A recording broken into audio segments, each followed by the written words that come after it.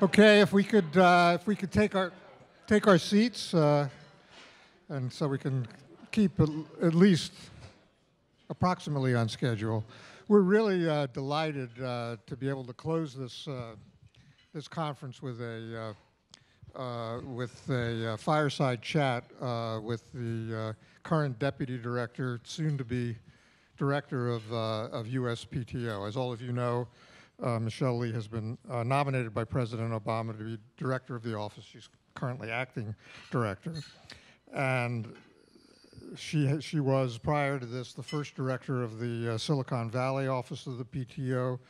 She's been a deputy general counsel at Google for patent affairs, and in addition to being a lawyer, she's an electrical engineer and a computer scientist with degrees from MIT, and she's going to be questioned by Gene Quinn, who I'm sure all of you also know, who's a patent attorney and the founder of IPWatchdog.com, which has been recognized as the top intellectual property law blog. So we're very pleased to have you both.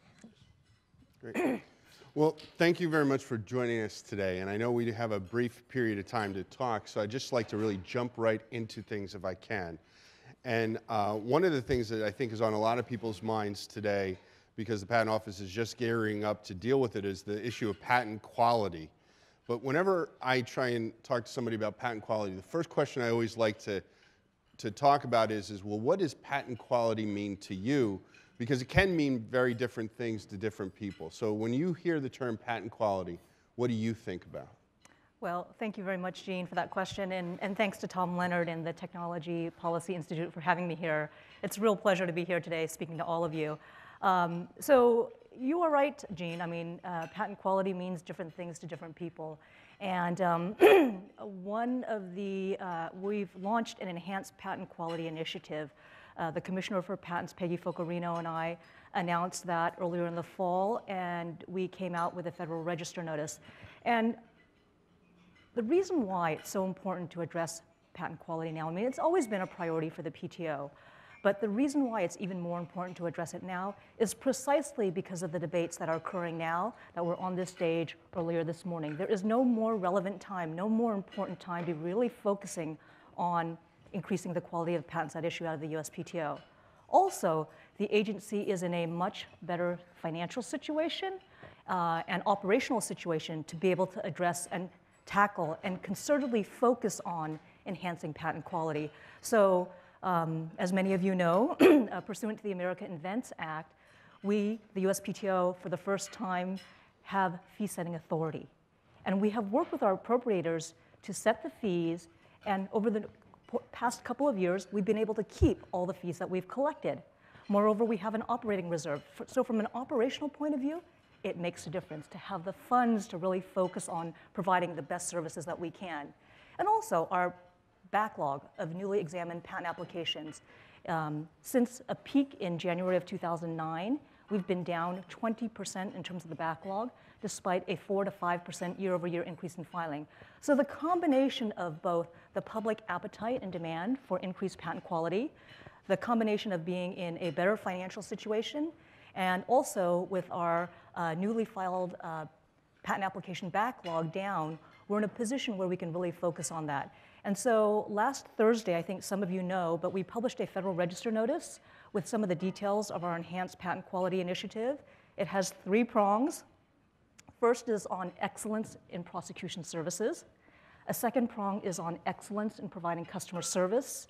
And a third prong is excellence in measuring the quality of a patent. And you raised the question initially, Gene, well, what is patent quality? That's the precise dialogue that we want to engage in with the public, with the stakeholders. Surely the standard cannot be, if a patent is invalidated 15 years after it issues out of the USPTO, after millions, maybe $100 million worth of litigation, right, or however millions of dollars, and the patent is invalidated, that the PTO did a bad job because perhaps the legal standard had changed, and at the time the PTO issued it, it was the proper standard, but of course case law evolves. But there are ways that we can improve quality, and so We want to share with you the ways we currently measure quality, and we want to hear your input on how we can do better. And we are having a 2-day patent quality summit on March 25th and 26th, where we are going to address the 3 pillars. We're going to put forth a number of proposals on new ways that we think might be worth considering in terms of improving patent quality. And let me just say, all of you is invited to attend, each and every one of you. And we want more than simply patent practitioners. We want patent litigators. We want those who are on the receiving ends of the lawsuits. We want business people. We want people from the Hill. We want jurists to come join us. So I really encourage you to keep an eye out for that. I mean, this issue affects everyone who has a stake in the patent system, and that's really all of us. Okay.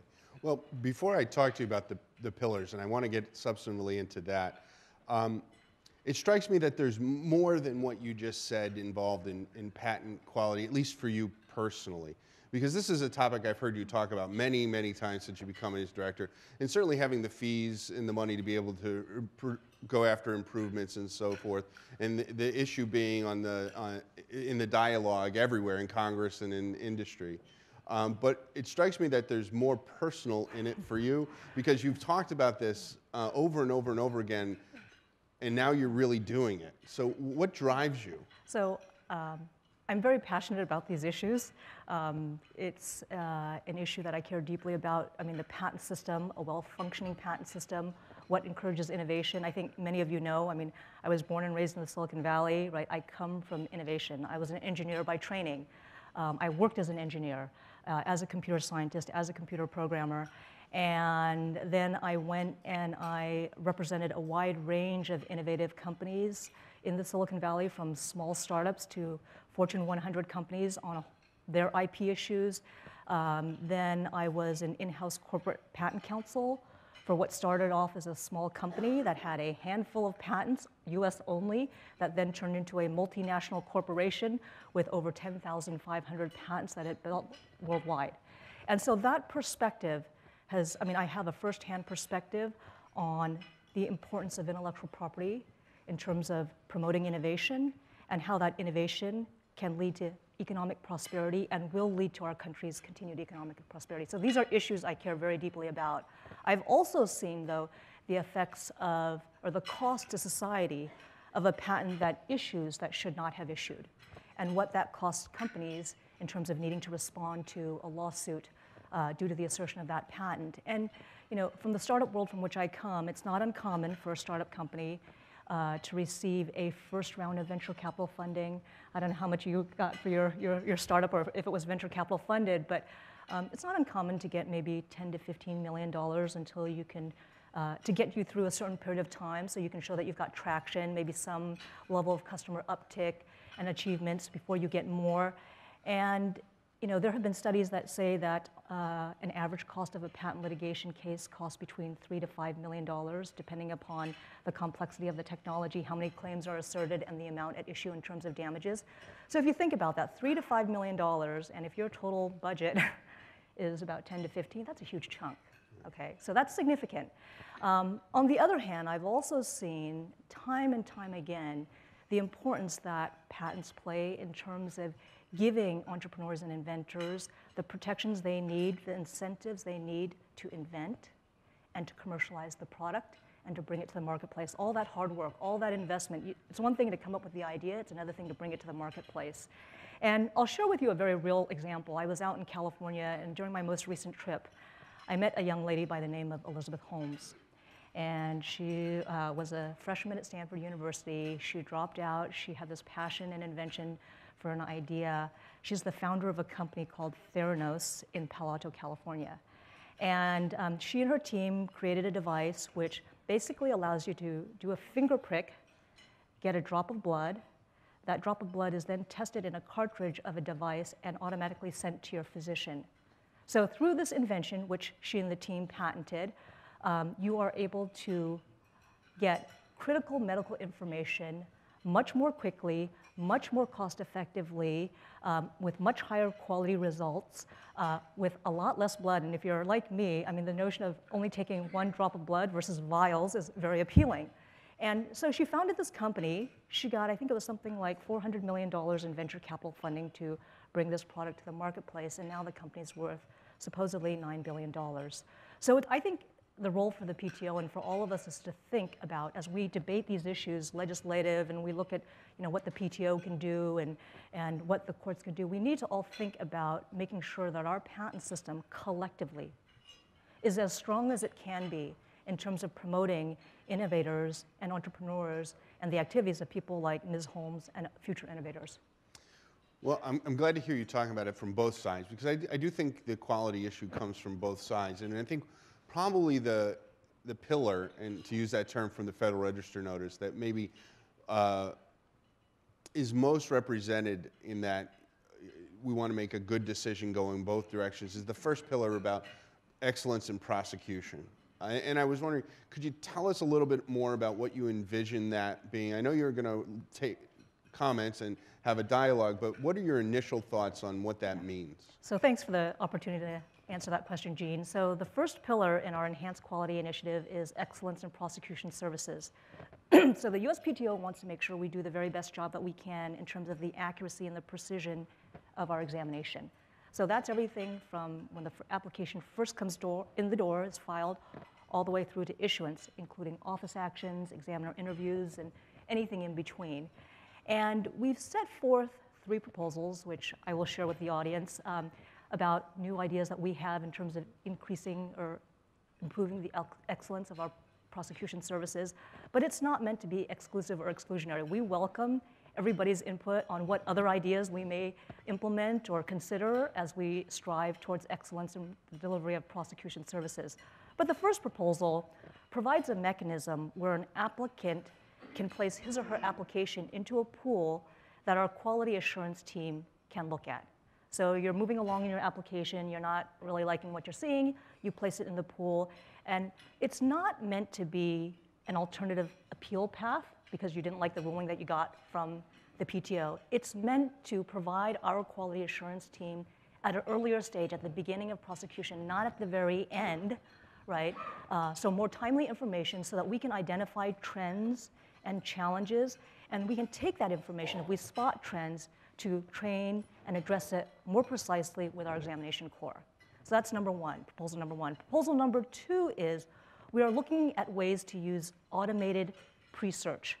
So right now, an examiner who has an application, at his or her option, can request staff to basically do an automated pre-search by using computer technology before he or she engages in substantive examination. Well, should we not have such an automated pre-search for every application that comes in the door? Or perhaps when an applicant requests it?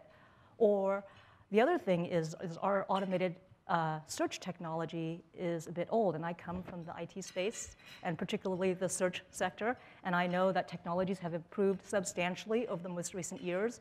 Are there tools that the USPTO should be looking at and considering for its examiners to conduct the automated pre-search examination or search, so that by the time the examiner is ready to take up substantive examination, he or she has a head start and can then focus his or her time more efficiently and more precisely and more accurately.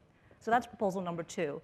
And proposal number 3 pertains to, are there ways that the PTO, and I think this may speak to the litigators out in the audience, are there ways that we can increase the clarity and completeness of the prosecution record? And that could be anything from perhaps having the examiners put their claim constructions in the prosecution record, right, in writing, so that you're not litigating it years later wondering what the examiner thought in terms of claim construction. It could include things like more details in terms of the interview summary between the applicant and the examiner. Or it could include things like requiring the examiner to put a statement for the reasons for allowance. If there was an amendment made or if there was an argument made that overcame an objection in the record, should that not be stated in the record? So again, 3 proposals. We welcome the public's input, not meant to be exclusive, but that gives you an idea of some of the things that we very much welcome hearing about. And let me just say, for this Enhanced Patent Quality Initiative, it's not meant to be a kind of check the box, we did it once, we're done, okay? Patent quality is hard. Mm-hmm. It's very hard. And any company that produces a truly top quality product, you take your best examples, Lexus, they have quality ingrained in their DNA, and they have it in their DNA for decades, right? So this is meant to be a long-term venture. This is so important to the agency that I've asked, and with Commissioner for Patents Peggy Focarino, we've established a brand new Deputy Commissioner for Patent Quality, and it's her one and only one job to focus on ways that we can improve the quality of the patents that issue out of the PTO, both now and in the long run. So we're very excited about it, and we hope and we encourage everybody to participate. Okay, well, I could sit here and talk about patent quality with you all day and get more substantive. I could too. And there'll be more time for that. So, but given the limited time we have, I'd like to jump around a little bit now, if I could, and can completely shift gears. And I don't know that many people in this room probably know, but I don't think most people in the general public realize that it's the director of the patent office that is the primary advisor to the president on all matters of intellectual property, including patents, trademarks, and copyrights. And so my question isn't necessarily about that so much, but the trade agreements that we hear so much about in the news today are going to have potentially a large impact on our intellectual property system. So I wondered whether you were in favor or against. What are your thoughts generally on these trade agreements? Yeah. So thanks for the question, Gene, on that topic. I mean, trade is extremely important. It's actually a very timely topic.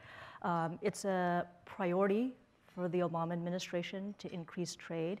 It's a priority for Secretary Pritzker, my boss, to increase trade, and it's a priority for me to do what we can on the intellectual property front to increase trade. And it's really this simple. Increased trade is good for American businesses, and it's good for innovators, period. Let me give you the president knows this, right? And he has said that we need to write the rules for international trade. We cannot leave it to others to write. And a statistic is that in 2014, US exports set a record for a 5th consecutive year, reaching $2.3 trillion. That's $260 billion more than in 2009. And if you step back and think about it, right? If you're an innovative company and you've got a product or service, if you could sell your product just as easily through the internet in Beijing, China, as you could in Dallas, Texas, why wouldn't you, right? And I think our younger company, so we want to find ways to encourage and make it easier for Americans to sell their products in some of the fastest growing and most dynamic markets in the world. And as I said, that leads to US jobs. I mean, if you look at the statistic from 2013 alone, the number of export-related jobs was 11.3 million. So it's significant. And our younger entrepreneurs and innovators get this. Our well-established companies get this. They see that we are operating in an increasingly global marketplace where national borders matter less and less. So to help them compete in these foreign markets, we need policies and laws and trade agreements that level the playing field for American companies, and in particular, sort of generally, but also on the intellectual property front. And to that end, the USPTO has a number of initiatives underway. I think I've spoken in the past at various settings, but a priority is to focus on both substantive and procedural harmonization of patents, designs, and so forth. I mean, it's to the extent that other countries share our IP values and have systems that are similar, it's going to cost our businesses less money to get the IP protection that they need so that they can export their products overseas with confidence. So, the harmonization efforts is a key part of what the USPTO does. I co-chair the IP working group for the US-China Joint Commission of Commerce and Trade, and every year I have the privilege of meeting with my counterpart. We sit down, we talk about ways to level the playing field so that American businesses have a friendlier environment when they look to ship their products or services into China. And also we have IP attachés who in about 12 countries throughout the world to help US businesses navigate the IP landscape when they enter into a foreign country.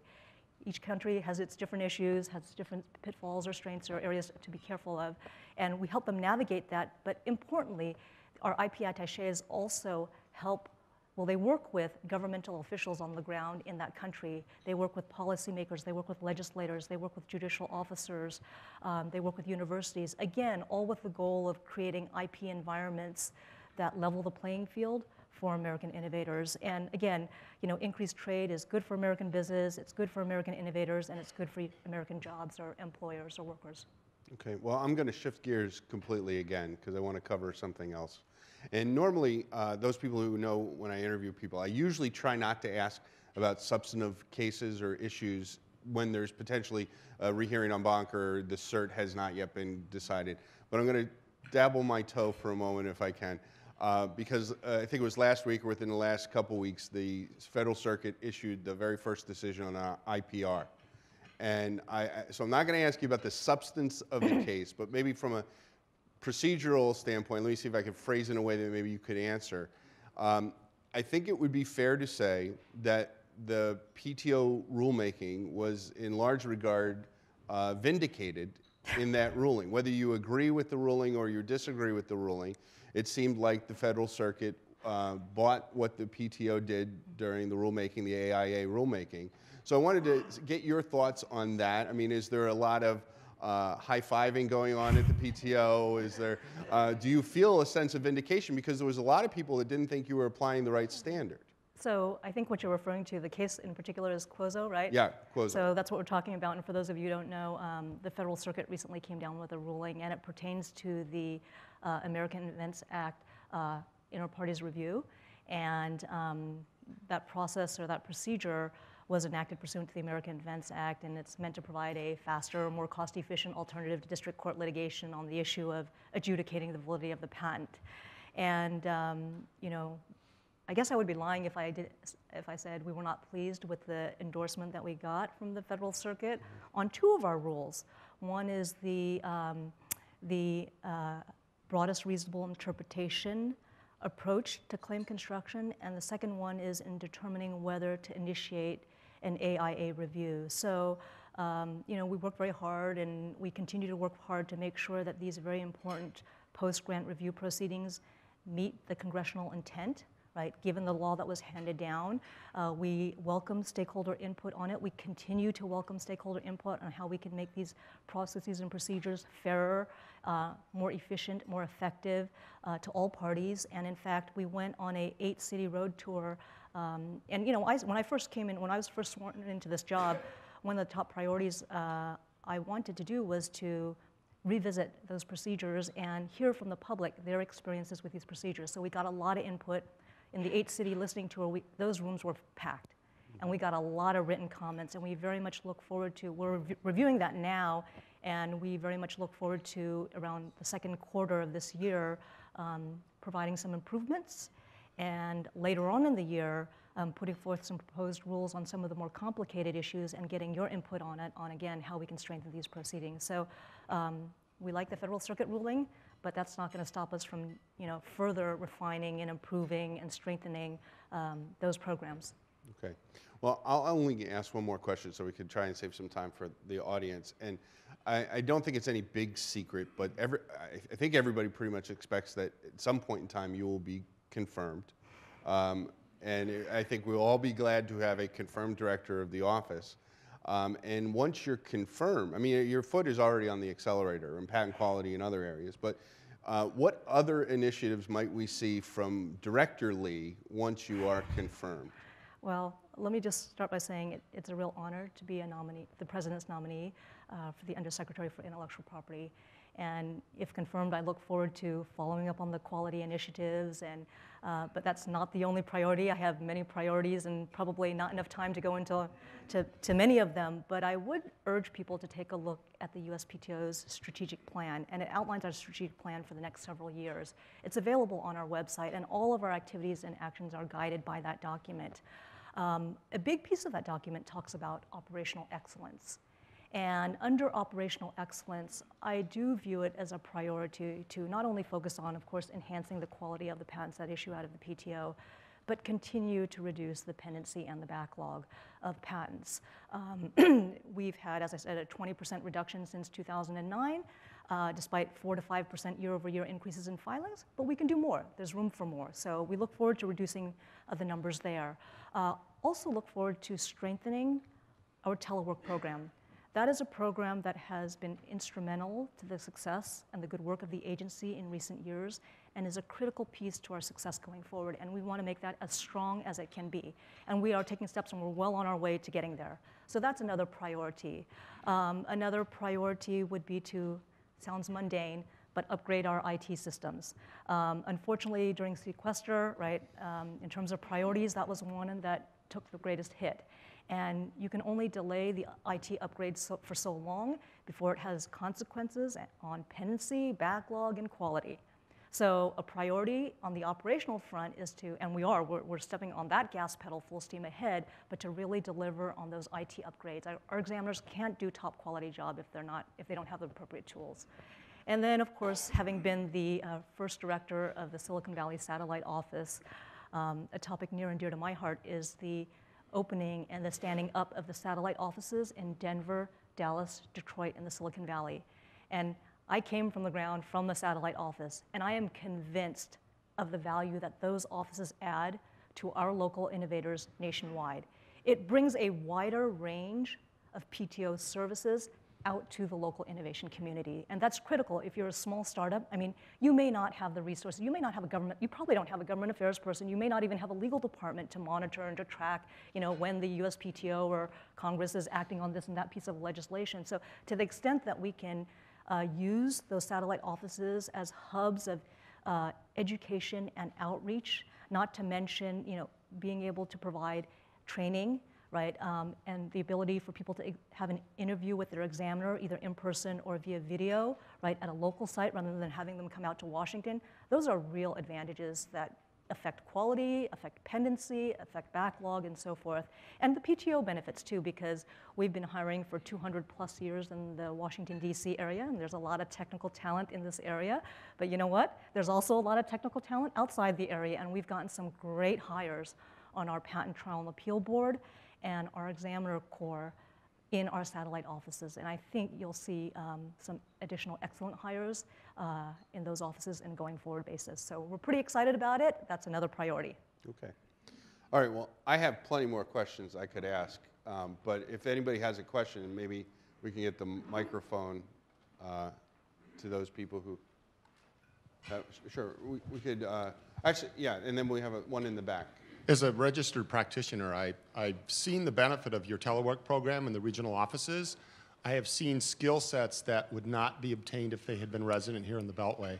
But one of the concerns I have, and you might take this as a consideration, is I've had to bring a weapons system to the patent office to examine. Sometimes you need to bring an in-person interview, and you might want to make it known to those teleworking examiners that just sometimes there is a need, a genuine need for an in-person interview. I think it's difficult for them to do it. I don't know how to facilitate it, but I think it's important in those rare cases that it be facilitated. So are you saying, sir, that there have been cases where you had a teleworking examiner and there was some difficulty in getting the examiner into the office for the in-person interview? Well, a general resistance to get them in. I think that they want to do an phone interview, and many times that's appropriate. Most of the time it's appropriate. I can tell you in a specific case with a weapons system, the examiner said, if I had not seen this and held this, I never would have issued the patent. So there are rare cases. Having that flexibility for those really shown a need, it'd be nice to encourage that. Yeah, so no, I appreciate that comment. And in fact, having been on the other side, having filed many patents and having participated in in-person interviews versus phone interviews, I mean, in-person interview is the best, video conference is the second best, and phone interview is the third best. And on the topic of sort of in-person interviews, in our enhanced patent quality initiative on the customer service prong, which is pillar 2, one of our proposals is, as we are moving to a nationwide workforce, right, with examiners in satellite offices and located throughout the country, right, how strong is the demand from the applicant community for these in-person interviews? And with our workforce all over, would you be willing to pay extra for those in-person interviews? So that's a topic in Pillar 2 for customer service. I mean, it affects quality, but it's also customer service that we welcome your input on. And it goes, I think, precisely to your question, which is, it sure is nice to be able to, for the right case, for the case that's critical to you and your company, to have that in-person interview. Of course, with our nationwide workforce, too, we have certain logistical cost issues, but it doesn't mean we can't have the conversation and hear from the public how important this is to you. Okay, go ahead, in the back. Yep. I was curious, given the fact that Chairman Goodwhite just reintroduced the his patent bill last week, was curious as to your thoughts on his bill or what you've heard from people on the Senate side. I mean, is the administration supportive of it? Are you taking a wait and see attitude, or what's your now prognosis analysis at this point? Yeah, so thanks for the question. And I've said, and it's the administration position, that we do believe that there can and should be more legislative reform. Now, I've also said too that, we are living in a patent ecosystem that is extremely dynamic. There's lots of changes that are occurring all over the place. And I think it's really only prudent that we take a look at all the changes that are occurring in all the areas and determine to what degree and to what extent they are either improving or not the situation, whether it be in the courts. Quite frankly, there's so much going on at the USPTO with quality, with a number of our executive actions, right? There's a lot going on. It's a pretty dynamic environment. But I think that certainly all the issues raised in Chairman Goodlatte's proposal, we need to have the conversation. And I found listening to today's program, hearing from the companies who are on the front lines, how has the situation changed? Has it changed? Has it improved? What else do we need to do? That's the conversation, as folks have said, that we need to have on really an issue-by-issue basis. And so, please continue to provide your input on that. Okay. Question, we have one over here. Hi, Richard Lloyd from IAM Magazine. Yesterday, a hedge fund investor, together with Eric Spangenberg of IPNav, filed an IPR against a pharma company over an MS drug. The speculation is that they're looking to profit by short selling the stock, and it was down 10%, so they might have made some money so far. Would you have any concerns if the IPR process comes to be seen as a tool which can be used as investors to sow uncertainty in the sector so that they can profit on the short side? So that's interesting, because I had heard of concerns of the type that you mentioned, but I guess what you're saying is it's actually transpiring, right? There's a case in which the IPRs are being used in this manner. And I guess I go back to, it's a neutral proceeding. People will use it as they will, but I think it is important that we know and we continue to monitor these proceedings and how they're used and how they can be helpful or not. It's something that, these are brand new proceedings. They've been in existence for a little over 2 years, and it's something that we need to continue to monitor. Yeah, that's something that I hear a lot of people talk about, not necessarily even filing them, is when they get these letters say, if you don't pay us, we're going to file this. And that's true. And the problem I see with it is people don't want to talk about it, because they don't want to let folks know that they got that letter. Yeah. But Ron here. Thank you for sharing with us your thoughts, and I think you may be shorting or selling the PTO's success a little short by talking about the backlog, which is for all examiners. When you have more examiners, the actual queue in front of each examiner is shorter. So the pendency, in fact, is a better metric for improved performance rather than the total backlog. You can have no change in the backlog and yet decrease in pendency because we got more examiners.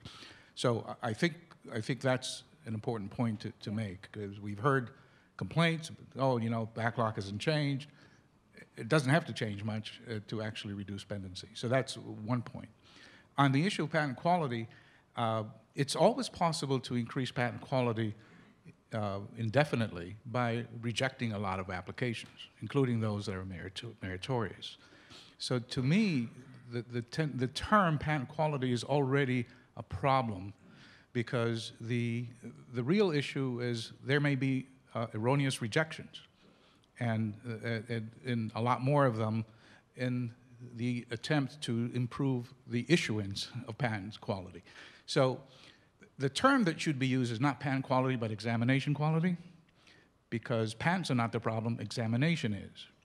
And so when you think about even terminologies, they're already sending a message that it's okay to increase patent quality at the expense of rejection qualities. And that's something that we don't want to have. And we've seen this in terms of prosecution.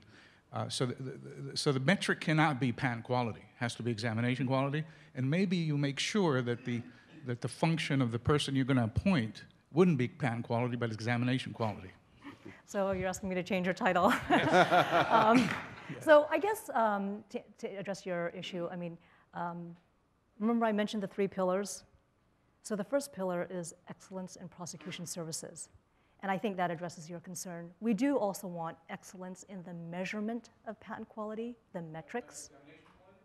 Well, the first pillar is excellence in prosecution services. So yeah, okay. So your point is it should be excellence in the measurement of what?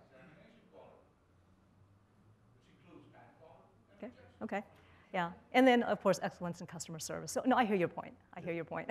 Okay. Do we have time for one more question? Yes, one more. Okay. yeah. Todd, over here. Thanks again, and congratulations, Michelle, on your nomination, and we look forward to hoping that it gets through soon, too. I'm going to go back to PGR for a second.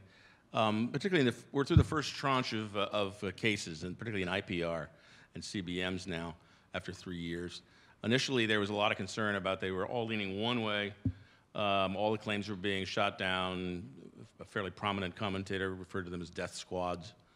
Then I came back from a conference recently where people are now starting to be a little worried on the other side, that they're getting very rule-bound, and initiations are being tossed out on things like page limits and other things that shouldn't maybe be. You and your predecessors said you were going to, and pledged to look at the rules after a certain period of time, and you're doing that now. And recently, maybe 8 months ago or so, there was a Federal Register notice with 17 or 18 questions that you posed for the IP community about that. So could you maybe comment on where that process stands, what you're seeing in the first wave? Any comment you can give us a little inside scoop on as far as what may happen with that revised rulemaking? Yeah, so thanks very much for the question, Todd. So I mentioned that 8-city listening tour where we shared sort of best practices in terms of appearing before the Patent Trial and Appeal Board, and it was really also meant to be a listening tour with the 17 questions posed and the opportunity to provide requests for comments. So where are we in that process? As I said, we got a lot of feedback on that 8-city road tour. I mean, it was those rooms were packed. We also got a lot of written comments, and we are in the process of reviewing those. And there are some consistent themes there, right? I mean, it's certainly, you know, the notions of the issue of page limits and the ability to amend. And I think what you will be seeing in our first set of proposed rule changes in Q2 are some of the easier, less controversial fixes. And then, as I said, later on in the year, some of the more involved ones where we need more stakeholder input and we want to provide the full opportunity for public comment, you're going to see some of the proposed changes there. So it's going to be a process. I mean, you know the process. And like I said, for those of you who litigate in front of the Patent Trial and Appeal Board, I would really encourage you to let us know what you think about where we should be making changes. But you can expect the less controversial changes to be proposed up front, followed by the more complicated, more involved changes that we very much do want additional public input on after we've put forth a proposed rule. That might be the answer to the short sell, too. You're taking your short sell risk pretty strongly if you think it's going to come out the same way now. Okay, well, thank you. I want to thank you for doing this, especially since you are still going through the confirmation process. I think, you know, since we're here in D.C., I think we all have the sense of just how unusual this is to have a Q&A with someone who is currently in a confirmation process. And I just want to acknowledge that and thank you very much. And hopefully we'll all have more opportunity to dive deeper in a lot of these issues during your term once you are confirmed. So thank you. Well, I look forward to it. Thank you. Thank you.